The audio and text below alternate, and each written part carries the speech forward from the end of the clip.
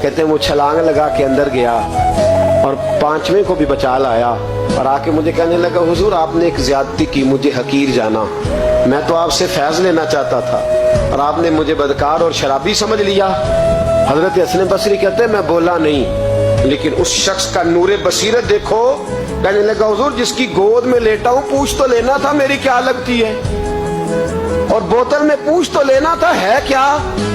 फरमाया बता दे। कहने लगा, जिसकी गोद में लेटा हूं ये गैर नहीं, ये मेरी माँ है, और बोतल में मैं सिरका लाया हूं। मेरी माँ ने मेरी तरबियत की है, मैं सुबह से शाम तक दरिया के किनारे बैठा रहता हूं, जो मुसाफिर उतरता है मैं नौकरी करता हूं, अगर रोटी की जरूरत हो तो खाना देता हूँ, सिरका देता हूँ, घर जाना हो तो वो घोड़ा बंधा है मैं छोड़ के आता हूँ।